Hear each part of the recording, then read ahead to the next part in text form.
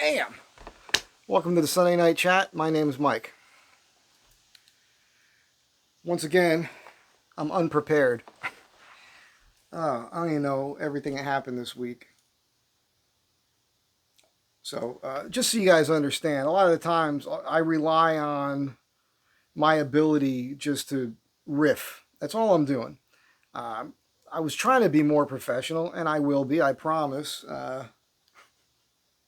You see me talk to notes and whatnot, but this is a stream of consciousness. That's all it's going to have. That's what today is. So let's see what pops off out of my brain here. I've been toiling away here since yesterday morning. I'm working on some watch bands. I did a little video on it yesterday. I'm kind of wore out from it because you're just sitting here. You know, it's all day long. You got to get up and take a break every once in a while and all that. But I'm listening to YouTube stuff while I'm doing it. But I'm not retaining anything I'm hearing because I'm kind of focused on what I'm doing. It's more like a background noise thing. And I thought maybe I'd listen to some things that would give me something to talk about. But no, didn't really happen. I have this kind of dread thing, but it's because I just got a text from a family member there. It's interesting. I know a lot of you guys have been paying attention for a long time, and you realize that, and you're jealous, some of you. I've gotten this for a long time, especially from my married friends. I've told you about my buddy John back home. For years, every time I'd call him, caller ID, right? So he'd answer the phone, and the first words out of his mouth, smartest man in the world, never married. I know what you guys go through, man. Now, it's not all of you. There's a lot of good women out there. All the good ones are taken, right? I see it. And I riff on women here. I kind of goof on you ladies here pretty regular because this is what I'm dealing with in my life. But I love the comments from ladies here because, you know, I'm telling the truth, what it's like dealing with you. One of the things I can't stand, I've not known a man to do this. I'm sure there are. I'm sure if you're a woman and you've dealt with this from a dude, you're going to tell me in the comments. Please do. I hate when anybody, but I only see it with women usually. If I thought about it, there's probably men that have done it. But this thing where women will act crazy and just flip out, blah, blah, blah, blah, blah, and just all this stuff. And it's all about them. It's me, I. You don't know what it's like. I got to go through this. This is my life, blah, blah, blah. And they say a bunch of nonsense, and half the shit they say isn't even true. But all this is a way for them to get their way. It's this big dramatic thing.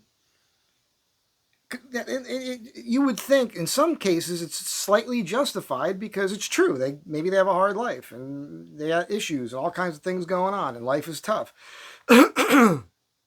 But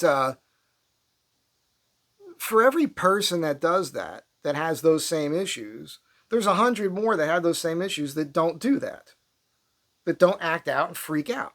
So it's just a way that they use this thing to get their way. Now, I have a lot of female friends that I am friends with, that I'm not friends with, that I'm friends with, that I'm not friends with, that I'm friends with, that I'm not friends with, that I'm friends with, that I'm not friends with, that I'm friends with, that I'm not friends with. Over the years, that's happened because they pull this shit, and I don't talk to them for a while.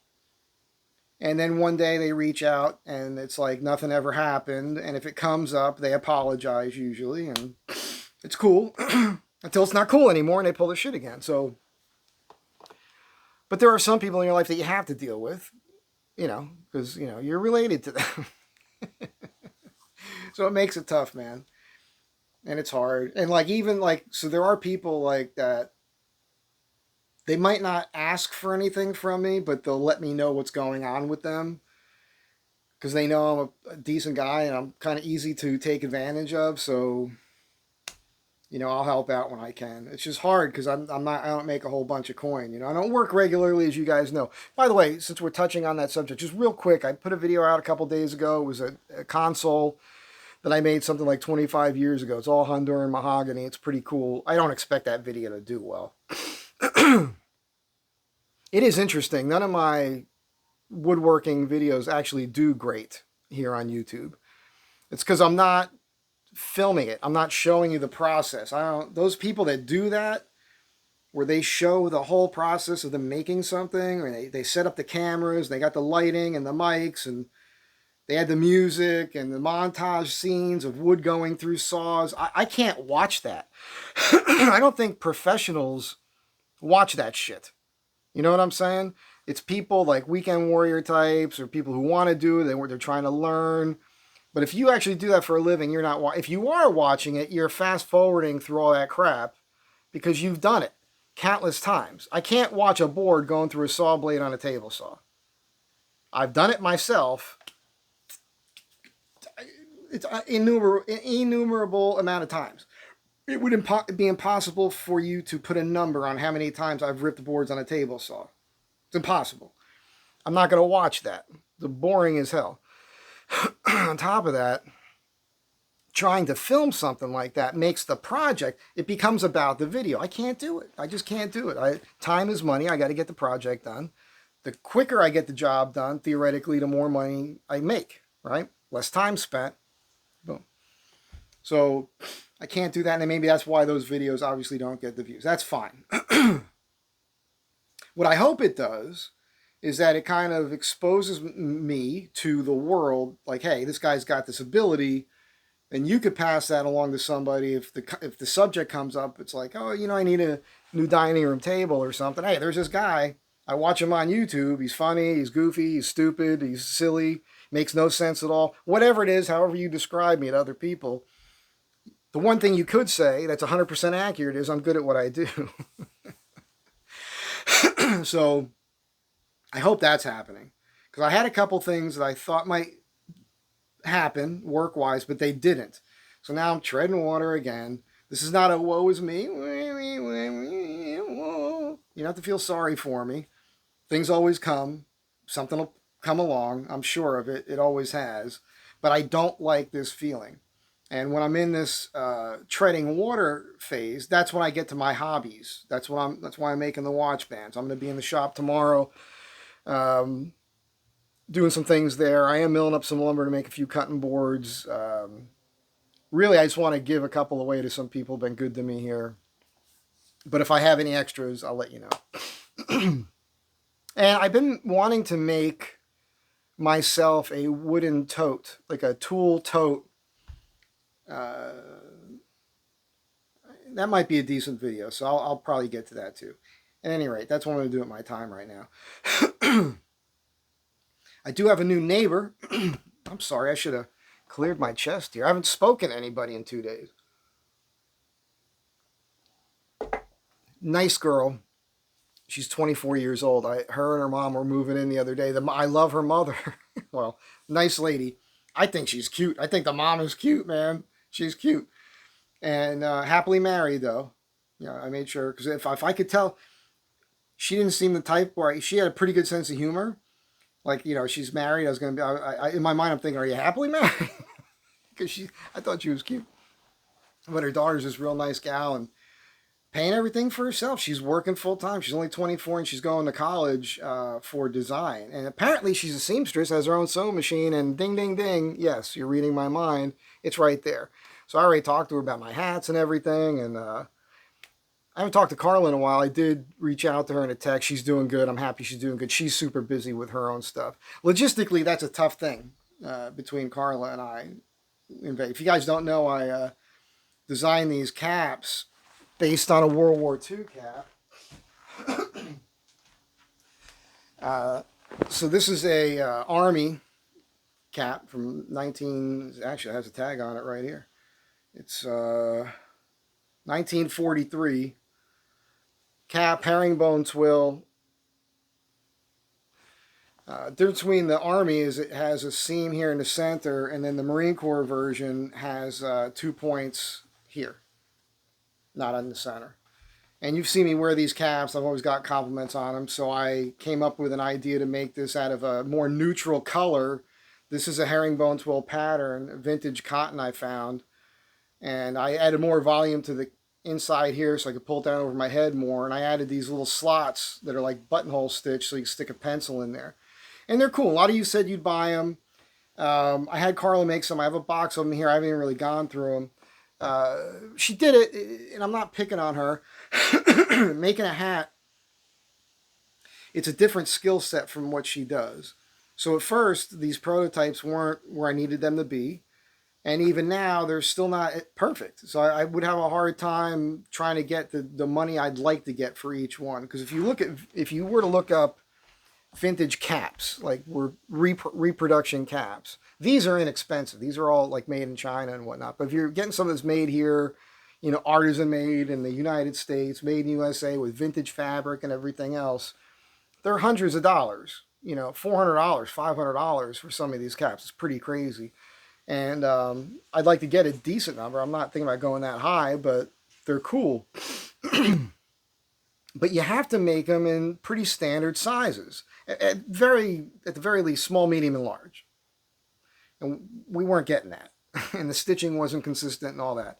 But it's fine. Maybe this woman here could help out. So we'll see how that all works out. She's got this little dog.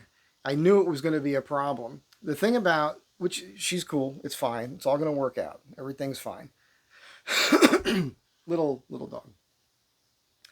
And thing about people who own dogs is they always say, well, my dog doesn't make any noise. My dog's always quiet and just sitting there. Yeah, but not when you're not there. When you go to work and you leave your animal alone, the dog's going to yap. That's what they do. They don't believe it because they don't see it. And I don't know, so yesterday I'm sitting here, I'm stitching, and I heard this noise. I'm like, what is this? It wasn't super loud, like some big dog, like, woof, woof, woof. That would be unacceptable, and I'd go crazy. And by the way, I'm not complaining. I'm just telling the story. Because it's a nice dog, and the dog likes me. It's a girl dog. Who could blame her? So, but I heard it, and I turned the sound off on my on the computer because I thought that was in the background on the computer, but nope, it was next door. I was like, son of a... I opened the door, I'm like, yep, and it was incessant for like 2 hours. And when I met her mom, we exchanged phone numbers because her mom says to me when she wasn't there, she says, I'm glad you're here because I feel safer knowing that there's a man that lives next to her. She could pick up I wasn't a creep or anything. I talked to her for like an hour. Really nice lady. And I was smoking a cigar out on the back porch here. Thank you, Robin and Patrick, for the cigars. And we had talked about the dog and everything else. Anyhow, so I had her number. I texted her. I said, listen, I'm not complaining. I'm just letting you know. People are going to complain. This is a quiet place. Nobody else has any animals that are barking or anything. It's happened in the past. And when it happens, it just creates drama with the people here. Because everybody's like, what is this with the dog? What's going on? Because we have a lot of writers here. We have a lot of people that work from home. Like they're in their apartment 24/7, and they are not going to put up with that. So I just wanted to warn her, like, hey, your dog was barking. So I don't know if she came home at lunchtime or whatever, but around that time, the dog stopped making noise. And I just got a text from her. She's like, I'm on it. I put the little collar on. I'm like, it's fine. Just so you know, I'm not complaining. I just wanted to help you out here. But that's what's going on. And my whole point to that is I think I got a good one. I told her, I said, my last 2 neighbors here were just the worst. You guys remember, 2 neighbors ago was this dude, tall guy, he's like 6 foot, kind of fat, pudgy guy, a degree from Harvard in literature, I believe it was. I remember I had to teach him the lesson, the lesson, using the proper terminology one day when I opened my back door and he startled me briefly because I didn't know he was standing there. I went like this and he goes, oh, sorry, I didn't mean to scare you. I said, hey, nothing about you scares me. You startled me. Because before that, what happened was he moves in here and he's here 24/7, never left his apartment, other than he did leave his apartment daily to see his grandmother. His grandmother lives around the corner, and so she was paying his rent here, which is like, I think it's close to $3,000 a month. And he was over here pounding on the floor, throwing shit in his apartment, yelling, screaming, cursing, vile shit all day long. And I caught him one morning. I said, hey, man, are you okay? He goes, what do you mean? I said, well, you're yelling and screaming and throwing stuff. What's happening? He goes, oh, I didn't know you could hear that. I said, didn't know I could hear it. everybody could hear it. You're the talk of all the people that live here, bro. We all think you're losing your mind. What the hell's going on? He goes, oh, I'm just playing video games. So that was the moment when I had zero respect for this kid, millennial kid. Okay. Well, something happened. I think his grandmother died and he ended up with her pad. This is rich people, by the way. This is like, wealthy people, like family wealth, where they can do stuff like this. So now he's living in the Ravenhurst or something, or one of these really cool buildings over here on Rossmore for free. And everything probably in life is going to fall together for this guy. He's this big fat guy. He's got a lump on the bottom of the base of his spine on his back from being hunched over playing video games all day. What a pathetic human being. But he's going to get everything in life. He's probably going to write a script, get famous, bone actresses. That's what's going to happen. He's going to have this great life. Good for him. Then the Looney Tunes moved in. You guys know that story. I got a video here, Why Normies Can't Be Friends with Loonies. I think that's the title of the video. Should have known it, but just to reiterate how that all went down, she comes in and she's always wearing like hot pants, bike shorts or cut off high cut shorts with her ass cheeks hanging out or something, midriff showing, halter top super tight, no bra, and for some reason, her body thought it was 28 degrees out all day, every day, because her nipples were hard all the time. And she's always was flaunting it. And she's from New York, she had a pretty good attitude about her. She was not attractive. Wasn't an attractive person. But she seemed to have a pretty fun personality. But she had the whole woke vibe going, right? She had the fucking nose piercing here, the tattoos all over the place, the goofy colored hair, the thick rimmed glasses, Rachel Maddow starter kit, whatever you want to call it. So that's usually like, whoa, but she worked me. She was cool with me. She had a sense of humor. She was way too forthcoming with personal shit. Talked about sex, how she needed to be getting laid more often, how she was trying to do online dating, very suggestive with me, all of these things, but I wasn't biting, which now thinking back on is probably why it took the turn that it took, because I didn't go for it. She was like translucent white, by the way. I can't handle that. Like I could see the veins in her legs, like it was, ugh. And she was also delusional, like a lot of women are. They're just delusional about their looks and their abilities and what they're supposed to be getting out of life. You ladies, some of you you're just fucking delusional. Read, you should go on there, create a fake account as a man on a dating app and read the way women portray themselves on dating apps. It's insane. It's no wonder why there's all these women out there doing these videos complaining about men and they can't get a date and all these other things. Yeah, because you're fucking crazy, man. Out of your fucking mind. Anyhow, she gives me all this personal information. She's let me know that the door is open anytime I want. Hey, I walk around naked all the time. Just, make sure you knock first or something. I'm like, okay. I helped her out with a bunch of stuff. Hung some stuff for her, everything. She was in this habit of, like when I pull in the driveway, you can hear the van. I have a very specific exhaust note on that van. And I have to do this kooky K turn and everything else to back into my space. And it takes a minute or so to do that. It got to the point where every single time I did that, if she was home, she was on the porch doing something where she had to bend over in a way where all I had to do is look out my windshield at the van and look up and her ass was right there.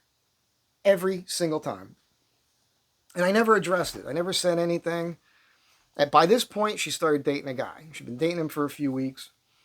And one day, usually by the time I was walking up the stairs, she was in. And then one day, she's out there and I made a comment, about her outfit and how it, accentuated her only good feature. I didn't put it that way. And she made a comment where she let me know she didn't like what I just said. And I thought, oh, right then and there was a thing that went off in my brain. I was like, oh, shit. Okay. Something's going on here. Next day, she corners me and she says, oh, I'd like to talk to you about something. We sat down this little thing out there. She goes, look, yesterday you said this thing and I really don't appreciate it. So I looked at her and said, hey, it'll never happen again. Got up and I walked away. That was the end of it. Like a week later, I don't remember how long, if you watch the video I did on this, I'm talking to the manager and he tells me that she called him to tell him that I made this comment towards her. She's trying to set me up to be some creepy dude after she's the one who laid this all out to make this happen. You understand what I'm saying here? So I was like, okay, so I never talked to her after that. It just got worse and worse and worse. She just kept doing these things. And even when she moved out, she was putting incense in the hallway because she knew I hated it. I don't hate incense. I actually have incense. I burn it from time to time. But her incense was putrid. Putrid. It was, it made me want to vomit.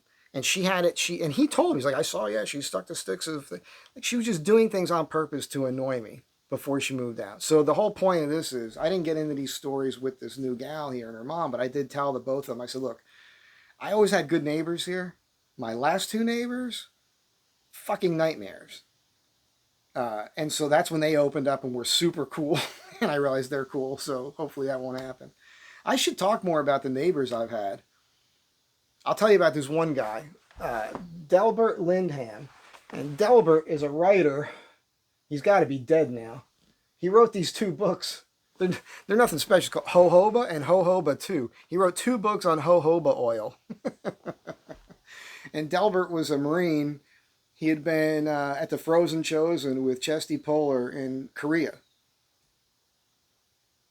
Gap in his teeth, even bigger than mine. Real nice guy, and he was a cameraman for Channel 9 News. And at the time, Channel 9 was right here across the street, right across Melrose there. And Delbert, man, what a cool guy.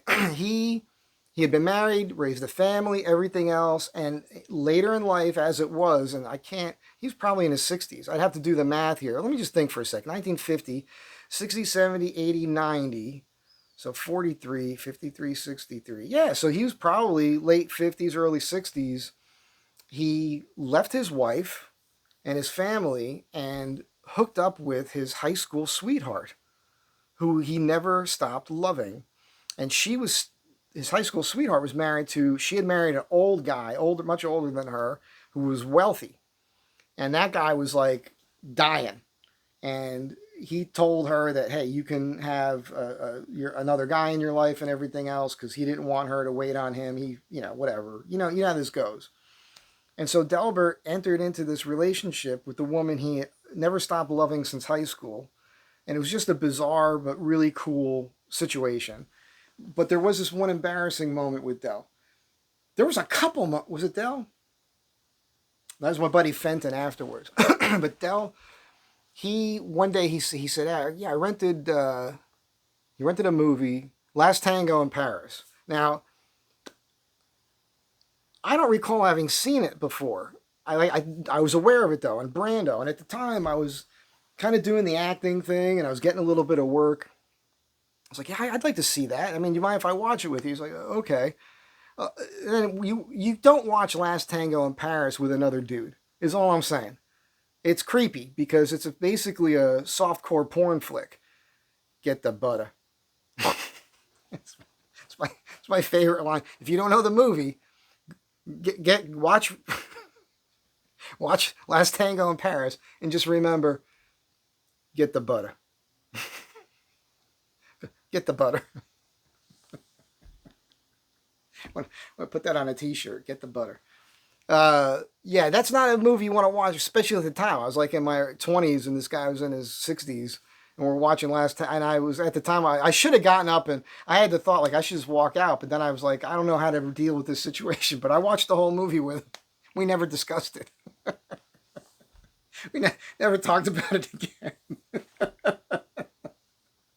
So if you're going to get anything out of this video, if you're a young guy, don't watch Last Tango in Paris with some old guy. It's just creepy. It's weird. But Delbert wasn't a weird guy. He was really cool. I remember when I got my pickup and Delbert had seen me doing the work. I was the handy guy here at the time, but he had seen other stuff I was doing then, and he saw me with the truck and he looked at me and he said, he goes, you're going to make $1 million. He's like, I see what you're doing here. He says, you're really talented. What the hell, Del? your lips to God's ears. I'm still here. I guess it could still happen, but I'm waiting for it. If you want to help out, brother out, you want to pull some strings while you're up there. He owned apartment buildings over in Glendale, I believe, as well. Anyhow, and then of course my buddy Fenton lived there for a year, and Fenton was in a bunch of movies at the time. And I've discussed Fenton here before. He's a great guy, and he's a big time Trump supporter, hardcore conservative, and he does some funny stuff. Which brings me to like this past week, I suppose. I forgot to look at the watch again, but I'm guessing we've probably been talking for a half hour already. Tulsi Gabbard declassified documents that shows the timeline that proves that Obama is really behind all the Russian disinformation and everything that was created to try to take Trump down. So after Trump won the 2016 election, while Obama was still president, you get elected in November. You don't take over till January. During that time, Obama created all this stuff. He had all these people in, and if you look at the emails, the timeline of events, the dates, when the media started putting the stories out, it's just a slam dunk case now. And of course now myself, people like you, if you're watching this channel, you probably knew this. People with common sense knew this, that the media was lying. This didn't make any sense. And it was so overzealous of the left, the way that they approached it. It was kind of obvious that they were lying to us. But there's a lot of people out there that believe what they're told. And I've been talking about this for years. All my videos, I keep telling you, media lies to us all the time, and here's why. This is why. This is just the latest example of, now we have the proof and the evidence that this is what's going on. Now, I just want to talk to this a little bit because a lot of you are impatient. I get it.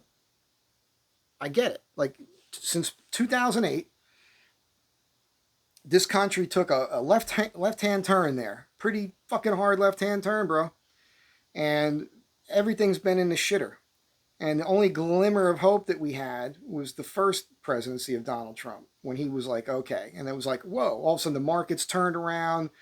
People were making money. There was peace, no new wars, all this stuff. But the left just kept hammering to the point where they invented the plandemic that happened just so they can do ballots and everything else so that they could steal the next election. I don't care if you don't agree with me on that. That's what I believe happened. I think all the evidence shows that's exactly what happened, and more evidence is coming forward with it. Now, there's a lot of other kooky stuff going on, the whole Epstein thing and everything. I've already touched on that here, told you what I think about it. Yes, I'm with you. I want heads to roll. I want to see, like, fuck prison. I want to see people get hung. I want to see people, like, I make the joke all the time, and it's not a joke. It's true. We should bring back tar and feathers. We have to bring back public humiliation in a way that discourages this behavior from ever happening again. Because that's what the way you used to do it in the old days. That's the way it did in the old days. Pirates make people walk the fucking plank, man. You know what I'm saying? People were hung. Washington hung people. George Washington hung people. They shot people, right, for treason. So, yeah. There's some people that should be shot or hung. I'm just saying it. I don't care what you think. That's what I'm saying.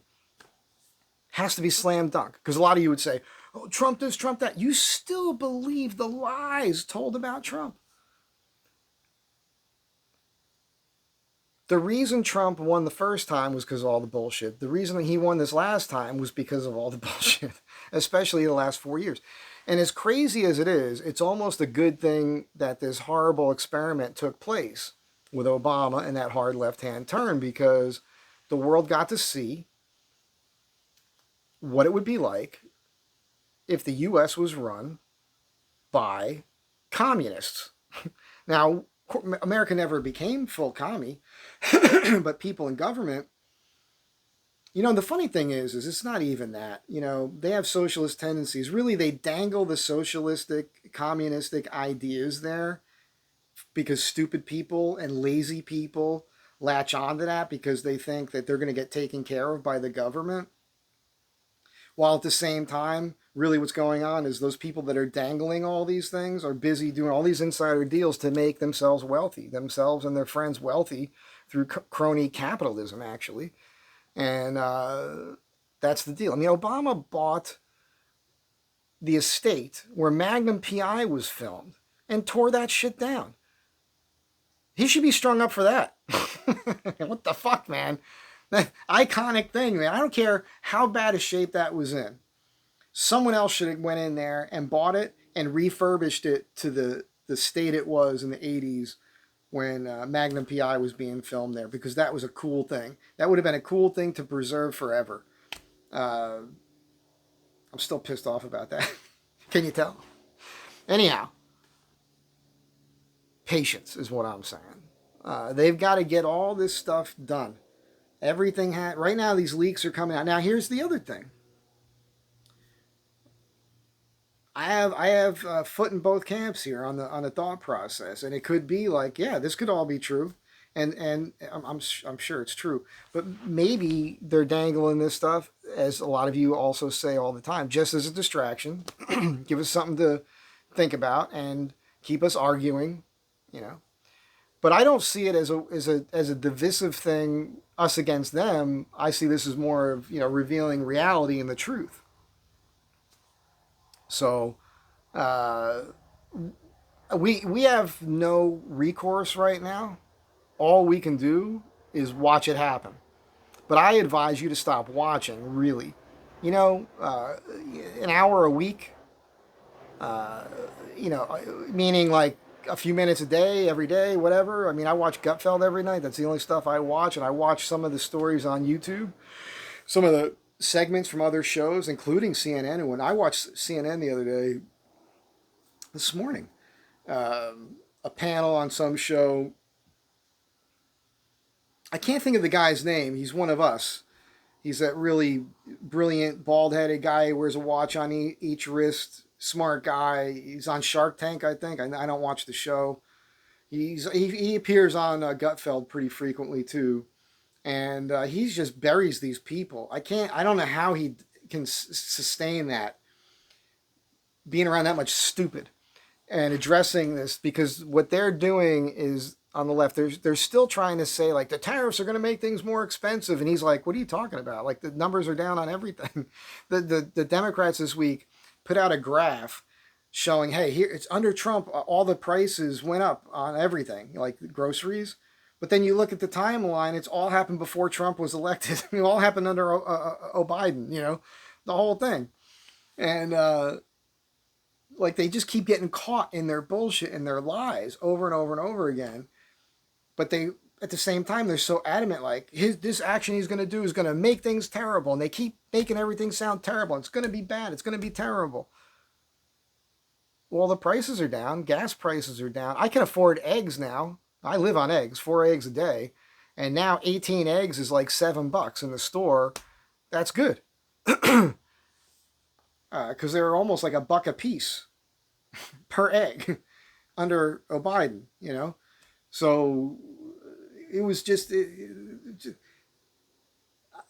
so, in the face of reality of what's happening right now, the left is still trying to scare everybody and make it seem like everything's horrible. So I don't know. Pay attention, but don't watch it that much. My TV isn't even on anymore. For decades, I had the television on, and it was always on a cable news station. It used to be CNN back in the day. And I remember in the early days of Fox News, I was watching CNN, and I wasn't watching Fox, but CNN was constantly trying to marginalize Fox at that time. Every show I watch, every segment or a specific program on CNN, even if it was just the news, somebody would have to make a quip about Fox News. Now, at the time, if you look back on it, you could think, well, you know, they're jealous. You know, they're going to lose viewership and all that. So they're trying to paint a picture in your mind that, you know, it's all this right-wing propaganda and everything else. But the way my mind works is, if I hear somebody saying something about another person or another thing, another show, whatever, my thinking is not to accept that as reality. My thinking is well, maybe I should watch that and check it out for myself. I started watching Fox News. It's like, oh, this is way better than CNN. And you know, the internet existed, you know. So this is the 90s, you know, late 90s. I started looking stuff up and I was like, whoa, well, this is real. You know. So I started, you know, verifying what I was hearing. And after doing that for a couple of years, like consistently, I grew to trust Fox News. And I watched it all this time, right? And when Obama came in and all of it, I was like, what the hell? And I'd look back and forth and I'd hear things about Obama, then I'd look it up. And I've mentioned this before, when Obama was running, you know, he was a senator for like 183 days, came out of nowhere, spoke real well. I understood why he was where he was at politically and why he was running and all that. But when you look at his life and you learn that his mother, his father, his stepfather, his grandparents, who eventually raised him, because his mother was just a friggin' whore. I mean, she was a piece of work. They were all dyed-in-the-wool, self-admitted socialists or communists. And in his own words, he sought out those types of people, all of it. And reading that and verifying it, like not one source, I was like, okay, how does a guy who's raised by socialists and communists, how does that guy be a good president for the United States of America that is founded upon Judeo-Christian values and capitalism? So I knew that was a bad idea. And I made predictions. And every time we come up with people, I'd say, look, here's what's going to happen. We'll probably get into more wars. Energy costs are going to go through the roof. Bureaucracies are going to grow. Education, all these, I just rattled off all this stuff that I said to myself and everybody else, this is what's going to happen. And that's what happened. Everything I said was going to happen, happened. It's not because I'm a genius. It's because I'm a student of history. I know how that shit works. That's what happened. But people fell for it anyhow. And again, I watched it. And I got into it. I became a political wonk, right? I was deep in it. I mean, I knew everything from all the different perspectives, the left and the right's perspective. I could talk the positives and the negatives out on all these different issues. And then after that 2020 election, after watching what they did to Trump and then the stealing of that election, I stopped watching. So, and I haven't gone back. I don't watch it anymore. The TV's off. I'm a much happier person for it because it was making me irate, the whole thing. And I'm just saying, maybe the advice here, it's not maybe, I'm telling you, you will be a happier person if you stop watching it. You got to know enough. It's good to know what the hell's going on. I think Gutfeld's a good show to watch because it's funny. It's interesting. And it's interesting because, so Gutfeld's really a comedy show, a late night comedy show, and he has the best ratings. So you could take all the other late night shows that are on network television, add up their ratings, and Gutfeld still trumps them. And then what happened this week? Stephen Colbert's taken off the air. That guy's a cocksucker, man. He is just a jackass scumbag. Let me tell you how I really feel. He was funny when he did his bits on the Comedy Central, on the Jon Stewart show back in the day. Jon Stewart's in the same thing. Jon Stewart came back on the air and he's doing the same stupid shit that Colbert was doing. He ain't going to last long either. I mean, Bill Maher had the sense to pull his head out of his ass and wake up and tell it like it is. And so that's why he's still around. That's why Bill Maher's still relevant, because he took a turn to the right. He saw what's going on, and he's smart enough to know. These other guys aren't smart enough to know, or they're being told what to say based on whoever's paying them is like, this is what we want you to do. Because what they're doing is against all common sense. And the Colbert thing is funny because the same people, like there's these people I watch on YouTube that go out in the street and look at the people that are doing the protests, and it's the same people. There's been so many protests over the last 8 years where the same people show up at the same. If it's BLM, it's La Raza crap, it's Colbert. It's the same faces, the same exact people. They're paid to go to these things. Professional protesters. They're out there on the streets protesting the Colbert thing, like, and they're talking about it being a free speech issue. It is not a free speech issue.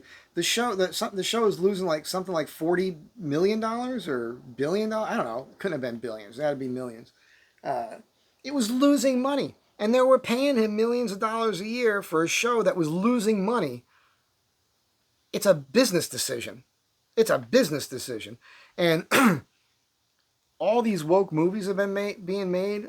The Marvel universe, I watch some of that on YouTube now. These stories coming out about these movies that are just flops, where they're just dumping tens of millions or hundreds of millions of dollars into producing and making these movies, and they're not getting any money back in the box office because nobody wants to hear this shit anymore. There's a new awakening, thank God, and it's because of Donald Trump. It's not him so much as it is us. All right, we watched this, we watched it, and finally, thank God Trump came along, because he was the one guy that everybody said, you know what? That's the guy. Because that guy, nobody owns him but him.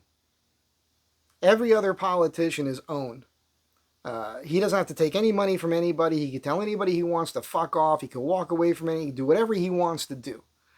And he's got the balls to say what he thinks to whoever's in the room. That's what you need.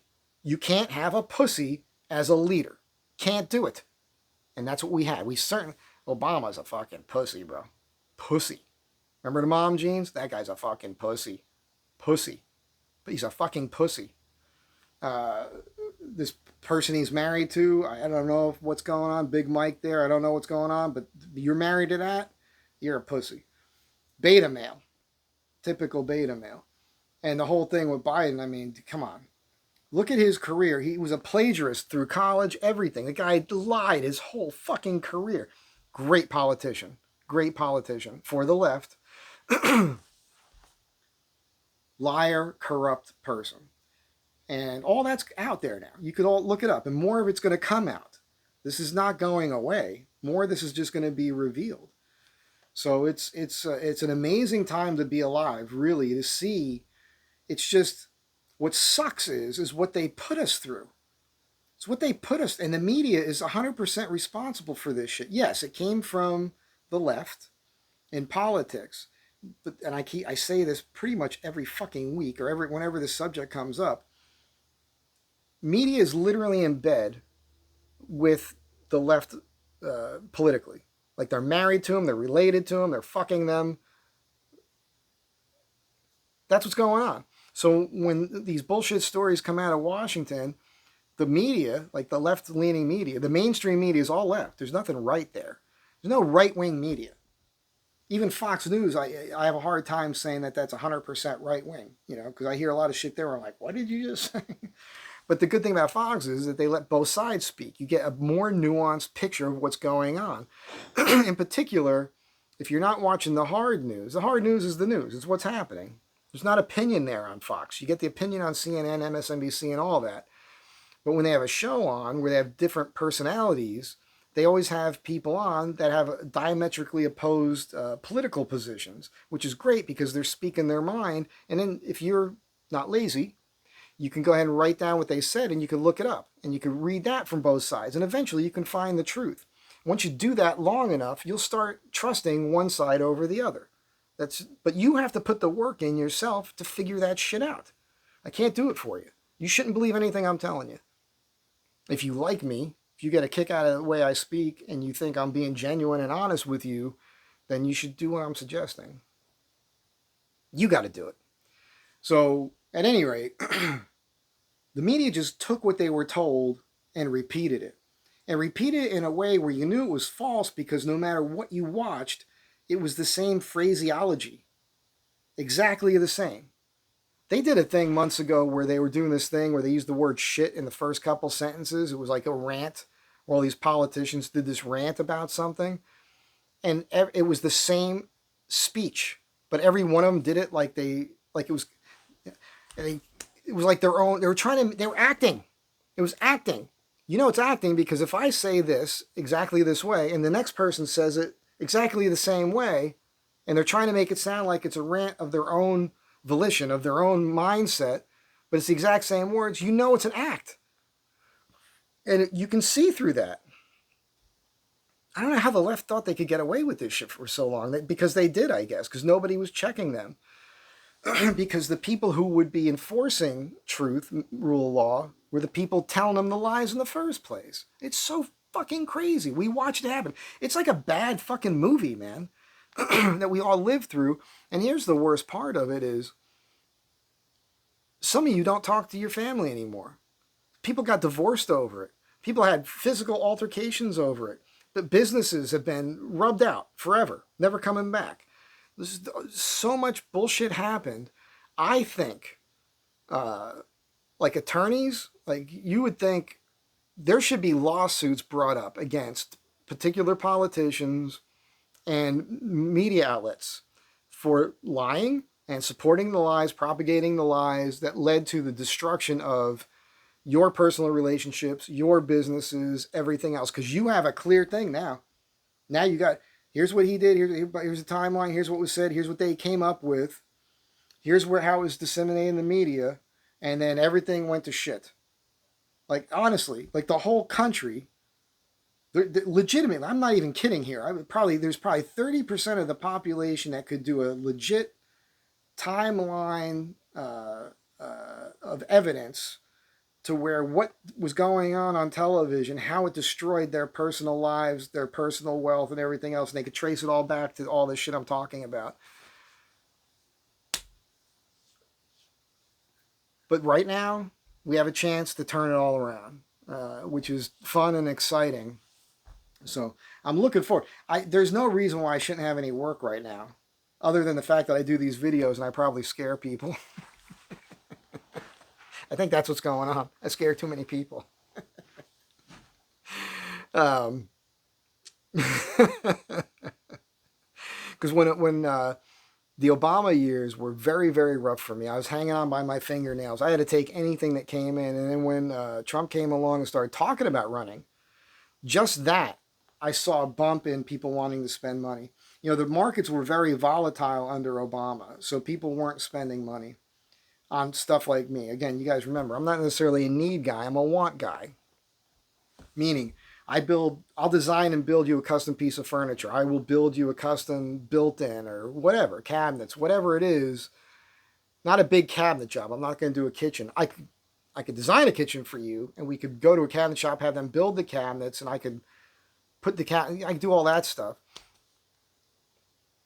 Not that you're that interested in it, but just made me think. One of the things when you look at a kitchen, if you look at a kitchen that was made 100 years ago, you have what's called inset doors. Excuse me. An inset door is a door where you look at the cabinet and the door is flush with the face frame of the cabinets. So you see a reveal around that door that's equal everywhere, and the door closes and it's perfect. Well, they don't do that anymore, right? It's very rare that you see that. Now what you see is overlaid doors and European hinges and everything else. And the European hinges have so many adjustments in them that door can warp, but you can adjust it at the hinge so that it appears to close flush. But if you were to look at it the other way, you'll see things popping because the doors are warping. Well, in the old days, the material was milled in such a way where it was all straight grain for your rails and stiles and everything else, to where those doors aren't going to warp on you, and you can make them all inset, and it's beautiful. And that's a classier way to go, but it requires skills that don't exist anymore. People don't do it. You know who does it? This guy right here. I can do that. So that's what I mean. You could put cabinets in, and I can make custom doors to fit, so they're all inset doors. All right, that's what I could do. I could take things to another level that make things cooler. You get me? So when Trump first came in, I got busy. I got so busy I had to say no to a lot of work, and I started making money again, and it was great. And fortunately, that kind of carried over through right through COVID and right through the Biden years there. Up until about a year ago, things started slowing down.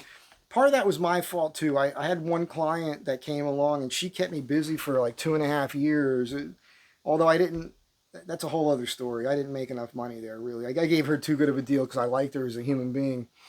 But I said no to a lot of work during that time because I was just so busy with that one big project. So, but I know stuff will come along again. I just have to make decisions about what I'm doing with life. I know a lot of you want to see me go to Arizona and do that whole thing. Uh, yeah, I mean, it makes sense. But there's other factors there, as some of you know. So there's an aggravation part of that I don't like dealing with, and it's going to happen because I have to do it, I suppose. But it's just you just don't understand. It's not as simple as some of you want to think it is. You don't know what's going on there. So and it's stressful. So we'll see how all that goes. I did write a couple little notes down. I didn't do it all week. I just talked about the Colbert thing. I just had to point that out. There's a lot of propaganda there. His whole show was propaganda. That's all the left does. And that was just about losing money. But I had this thing I thought about. Allowing bad behavior, right? Like not punishing bad behavior, people doing bad things, putting lies out there and everything else, stealing, whatever it is, it's always going to result in harming innocent, good people. That's why you can't let it go. Every time you let somebody go who's done bad things, or you slap them on the wrist, it's like all these sanctuary cities, right? Just as an example. This goes all the way up to the highest levels, but if you beat somebody, you steal something, you create havoc or whatever, excuse me, you harm another individual, and then they arrest you and they let you out the same day, what's going to happen? Well, that person hasn't been adequately punished. They didn't learn anything from it. They're going to go out and do it to somebody else. So somebody else is going to get hurt. Maybe dead. Maybe lose their livelihood. Whatever. This goes all the way up. So it's the people that made the bad laws and everything else. It's just, you have to punish people for doing wrong. I don't understand why this concept doesn't exist anymore on the left. Making excuses for criminals because, oh, well, they don't have it as good as me. This white guilt thing, this white liberal guilt thing, it's retarded. It's fucking stupid, man. Until it happens to them, right? It's as if things have to get so bad that it eventually spills over to these people individually. And I've seen it my whole life. People thinking this way, and all of a sudden it happens to them. You know, all of a sudden somebody in their family is killed in a car accident because of a drunk driver, and the drunk driver turns out to be an illegal alien. Somebody shouldn't have been here in the first fucking place. And that whole discussion about, well, white people do crimes too. First of all, when we talk about illegal aliens, that's not a race discussion. You think it's a race discussion, some of you, because that's what the media tells you. Oh, you hate brown people. You hate this. No, first of all, I don't hate anybody. I don't hate anybody. Yes, Americans commit crimes. Sure, there's American people born and raised here who are murderers and rapists and all these things. Why would you also want to add people come in here unvetted, we don't know who they are, walk across the border, and they do it too? Like that, there's no argument there. Like they try to make this some kind of crazy argument. No, don't care what color they are. If they've committed a crime, if they've been drinking while under the influence and killed somebody, what the fuck? They shouldn't have been here in the first place. If they're raping your fucking children, shouldn't have been here in the first place. By letting them in, right? By doing the wrong thing, innocent people are hurt by that. So I just don't understand. There's no logic behind their arguments. It's just a bunch of emotional gobbledygook. I can't fucking take it anymore, man. I can't take it.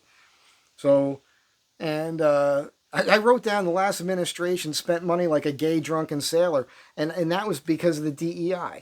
The amount of money, the millions of dollars spent on DEI programs within the government, within the military, all that shit look at those numbers. It's outrageous. It's outrageous. And what's happening now with, thank God for Doge, and that whole thing happening, where now they know where the money was lost. They don't know who took it all. They'll probably get to the bottom of that. But they know that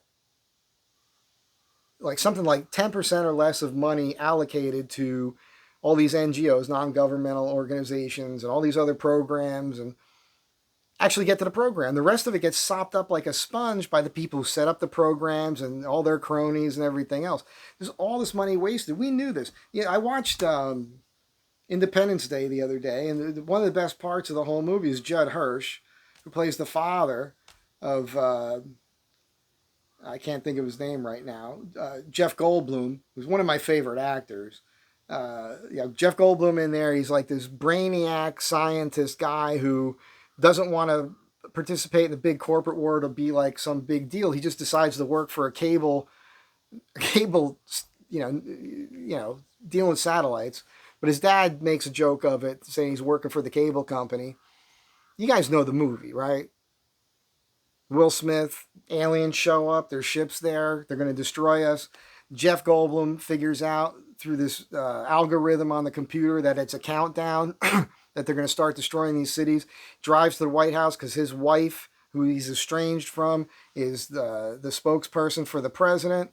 And he gets in there and he gets them out of the White House just in time as the White House explodes.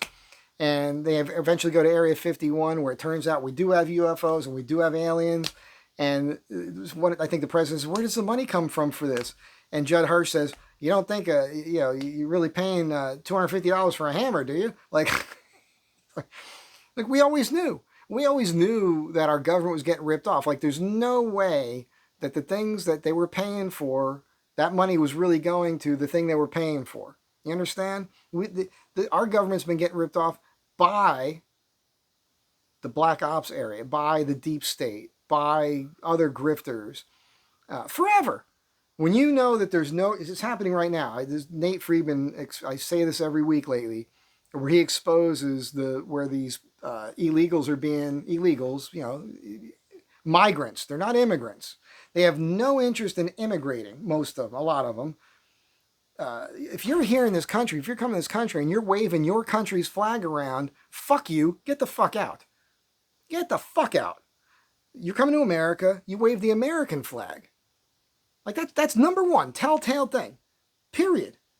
You're not even trying to learn English. You're telling me a bunch of bullshit. This is our land. This is my land. Shut the fuck up. You don't know the history of it. It's the United States of America right now. Love it or leave it, motherfucker. Get the fuck out.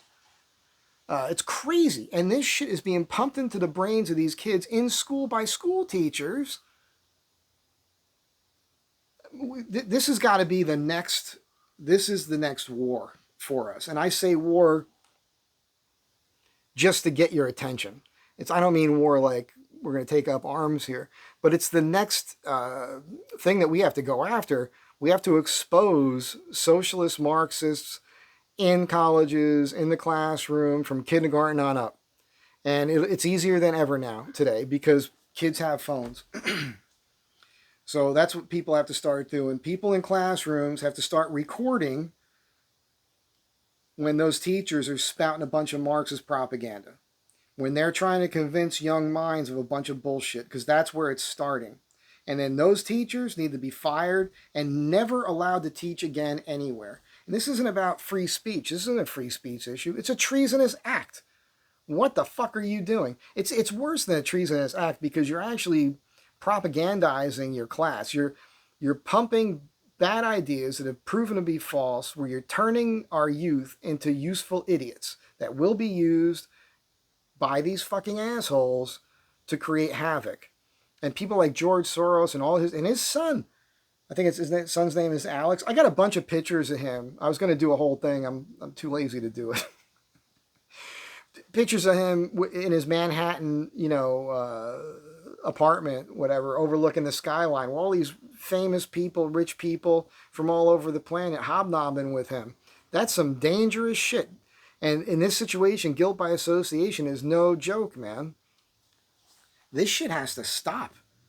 It has to stop. I mean, it's almost like you need a McCarthyism sort of thing right now.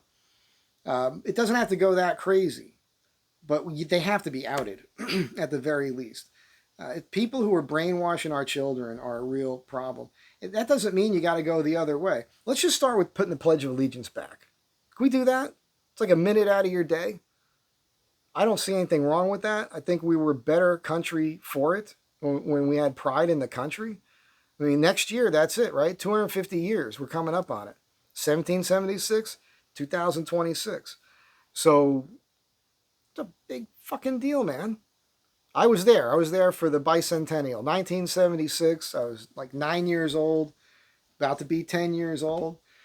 That's that summer. And the patriotism for a kid was amazing. American flags everywhere, patriotic stuff. We learned all the songs. It was awesome. It's what we need to have again. And by the way, I don't know if you've been paying attention to Europe, but there's going to be a big fucking change there too coming after 25 years or more of them just letting people in from the third world. It's Islam. I mean, I'm not going to sugarcoat it. That's what it is. They've been taking over there for over 25 years. I told you, I was there in Paris at the Millennium from 1999, midnight, 2000. 3 hours later, I'm being attacked by a bunch of Algerian kids. One kid pulled a knife on me. It was fucking insane. And at that moment, I knew Paris was going to fall.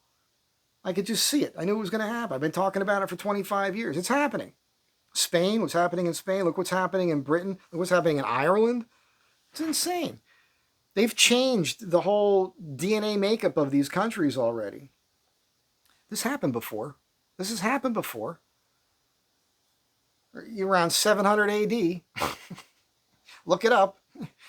I've talked about it before. Yeah, like 700 years of Islamic expansion all through northern Africa into southern Europe, and what they did.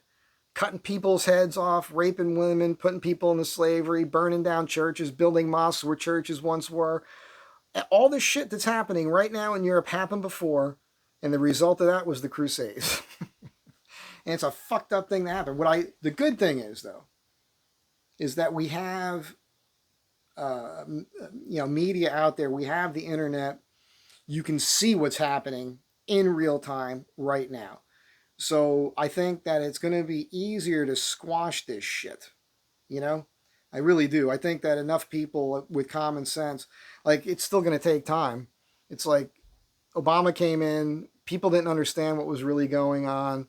We see the repercussions of it, right? Eventually, Trump is elected. He's elected again. Now there's a change. We're bringing common sense back, and things are going to get better. They're already better, measurably. We're like 7 months into this. The amount of shit that's happened in 7 months is mind blowing. I can't even sit here and rattle it all off. There's just so much. Is it perfect? No. This thing that you people, some of you do. You'll want to pick one little thing out, two little things out, three little things out. Like, oh, what about this? What about that? Give it a minute. Give it a fucking minute. It'll get better. All right? Is everything going to get better? Probably not. Have most things gotten better? Yes. If you can't admit that, you're not a serious person. Can't talk to you. Can't talk to you. I didn't want to talk about any of this, but I've probably been talking for an hour already. So we'll end it here. I wanted to get funny and everything else, but like I said, I've been locked away in my brain here. I've got 4 bands I punched all the holes and everything, and now I got to sit here and hand stitch them. I got to get those things done. And I might sell some watches. I'm not a seller. I'm a collector. I got to sort this apartment. It's a funny thing. People ask for apartment tours to show you my crap. I've done it before. They're out there. It's a weird thing to do that. I'm on the fence about it. I'm not scared, but it is a weird thing to say, hey, here's what I own, and anybody can find my address. It's not a secret. By the way, if I know your first and last name and where you live, like what city, I can find out everything about you. I can find your address, your phone number. I can find everything about you. Like for a few bucks on the internet, you can do a name search on anybody and get all their information. It's not like it's you, right? So I'm not scared of people knowing where I'm at. But it's weird to be like, well, here's where I'm at and here's all the shit I own. By the way, I'm going out of town tomorrow. You know what I mean? So it's kind of dumb to do that. At the same time, I'm in a safe spot. You know, it would be very difficult for somebody to like break into this apartment and try to steal shit from me because the setup's pretty good. I picked this apartment. I moved into this apartment in February 1993 mainly because it was a good defensible position. That's where my mind was at. In front of me is two buildings that are a single story. I'm on the second level, so I could see out over their roofs. Right here through this window, I've got a killing lane coming up the center between these two buildings. All these front doors are here. There's a walkway. If I get up on the roof, which I can do, I got that driveway over there. It's all a killing lane. I got another alley over here between our building and next building. That's a killing lane. I can see the back here. I could see the street over there. I could see Melrose that way. So, and because I'm in the back and I'm upstairs, if somebody wanted to get into this place to take my stuff, they got to walk past all these people that are home. If they go through the driveway, if they go through the walkway here, anywhere they go, there's only one way to get here is from the front. You can't get here from the back. So if somebody wanted to get into this place and try to take anything from me, there's people that live here. They're going to see it happening. So it's actually pretty safe here in that respect. So now you know, if you were thinking about it. And there's cameras here and everything else. So it's, you know. So maybe I will do that for you guys, show you some of the crap I've collected over the years. It is really crazy. It's a hipster thrift store in here. And somebody hit me up wanting to buy a watch the other day. I got to find that message again. So I'm going to go through the watches and maybe try to streamline them a little bit. And it's so crazy. You'll see. It'll be in the next day or two. I'll be doing a video on these. I just got this. I got a good deal on this, but you've seen this before now. And I got to talk about this because I just got this from a guy. It's in very good shape. And I paid a fair dollar amount for this. My other ones I got for less money. There's a fogginess to it, though. I got to take the movement out and clean the back of the crystal. That's all that is there. I now have 4 of these. And that's it. I have 2 of these. And I have 2 of the black ones. And what I did was I swapped the movements back and forth between them. And when you see why, how cool it is to do that, you'll understand. It is just a little crazy that I went this far with it, though. It's really silly. But, yeah, I've turned into such a nerd with this. It's ridiculous. One more quick thing on hobbies. Somebody made a comment, that's a good hobby on my video from yesterday because I'm doing these watch bands. That's what it is. And I did a whole video, I think, talking about hobbies. So I'll leave you with this, just as a positive, uplifting thing for you to consider. Because I haven't been harping on this enough. And I want my niece to understand this. When I'm hanging with her, I try to get it in her head. Like, if you learn skills, if you teach yourself skills, you can make your own money. And that's the thing. You know, I taught myself how to build furniture and do all the things I do. I started building houses, blah, blah, blah. And I have an aptitude for that. And I like being able to do things by myself alone, you know, which just reminded me of the thing I was going to talk about. I don't want this video to get much longer, so I'll leave it with this. When you are working with your hands, excuse me, when you're working with your hands, you're just sitting there and you're figuring stuff out, especially when you're trying to teach it to yourself.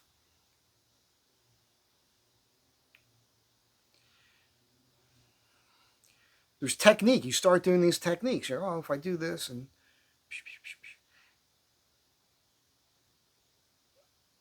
that's growth for your brain in a way that you don't get if you're just sitting around watching television. It's growth for your brain in a way that you don't get if you just go to the same job every day, having the same conversations with the same people, doing the same tasks. When you're actually trying to create something out of your mind and you're working with your hands, with materials, it could be wood, it could be metal, it could be leather, it could be cloth, you're sewing things, whatever it is, you start, your brain, the synapses in your brain are popping off in a way that they will not be doing if you're not actively engaging and using your hands in connection with your brain to figure this stuff out. I think it helps you develop your intellect. So, and then all the other benefits you get from it. Idle hands are the devil's playthings, right? So, and I don't have a lot of work right now, right? So in between projects, I know me. If I don't, I have to create things with my hands. I have to do it. I have to create something that's art. I have to constantly make art, make cool shit. It's self-gratification for me. It makes me feel proud of myself at the end of the day. I got something done, and I walk with my head held high, and that's important. A lot of people are walking around like down in the doldrums and all this stuff and blaming the world and barely getting by and all these things when all they need to do is make something. That's all you got to do is be creative, man. Not everybody is as creative as the next person, but I'm telling you, I don't care who you are. When I was a kid, we were lucky because it was affordable. You could send your kids to summer camp, even if it was just a day camp for 2 weeks or something. And what did you do? Well, you did activities. One of the things you did, like you'd maybe make a leather wallet or something. You learn how to shoot a bow. You learned different things. You have to expose the youth to doing things, turning their brain on and making them fall in love with using their hands and make things. It'll make them a better human being. So with that, I want you to think about that and think about how you can help somebody else to do it. And maybe I've just motivated you to do that. If there's something you ever wanted to try, never easier than it is today. Never easier.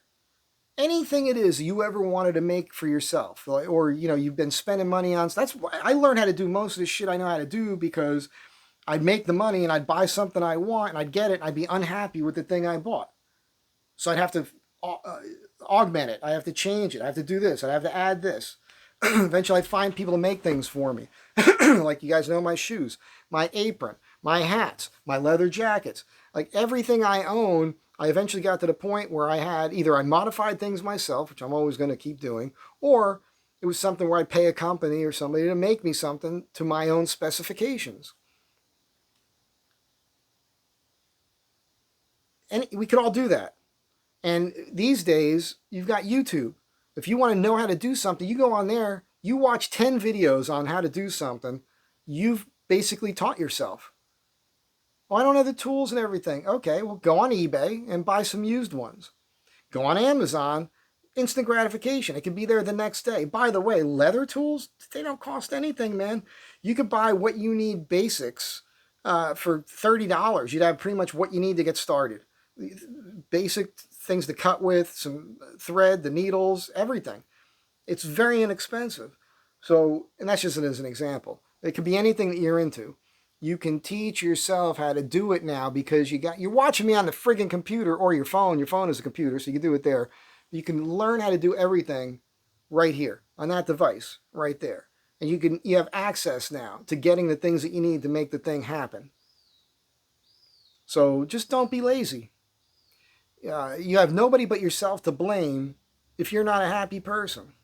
So just recognize that, suck it up, and make some changes in your life. Easier said than done, but you can absolutely do it. I believe in you. I have 100% faith in the fact that you can change your life around. You can change your attitude around. You can be a positive person, all of it. The only people keeping you from doing that, the only person keeping you from doing that is you. If you have people in your life, family members and everything else that put a lot of stress on you and all that, that might be something you have to deal with. Maybe you have to separate yourself from those people. If you can't 100% separate yourself from those people, you have to at least talk to them and tell them, hey, I have to distance myself because I want to do things. I can't do them with what you're dumping on me. And if they start dumping more on you, you just, right then it's perfect. Because then you go, hey, you're doing it right now. I just explained to you that I need space so I could do these things to make myself happy. And you just dumped a bunch more of your drama on me. That's why I said to you what I just said to you. As soon as it happens, that's right when you do it. Boom. Eventually they'll get the fucking message. If I know it's easier said than done. Some people are in horrible life situations. I get it. And reminding them that they're the ones who put themselves there is not always the best way to go sometimes because, emotions, everything. How did I start the video? It's exactly where I started the video. You tell people the reality, the truth of their situation, that they're the ones who created it, they don't want to hear it. hopefully most of you don't have that in your life, but some of us have that shit in our lives. It's not easy. It's not easy to deal with. But that doesn't mean that just because people in your life are unhappy, you have to allow their unhappiness to make you unhappy. You understand what I'm saying here? So it is a reason why I don't get to do... What I'm saying right now are things I need to say to myself. We're having a little, like I said, stream of consciousness. This is my own therapy here. I have to remind myself of that's what I basically just did there. Because it's tough, man. It gets a little demoralizing sometimes. At any rate, that's it. I hope you enjoyed this one. It's just me talking. There will be more comedy coming, I promise. It's just the last couple of weeks I've just been a little bit off. Other things have been forced into my brain that I don't want there, and it's not on my own accord. Bear with me. Be good. Please, I wish somebody would make me feel good once in a while. But do your best to make somebody else feel good. If you can make another person smile, make them chuckle, make them forget their worries, even if it's just for a few minutes, you're doing God's work there. Be good humans, and I'll catch you in the next one.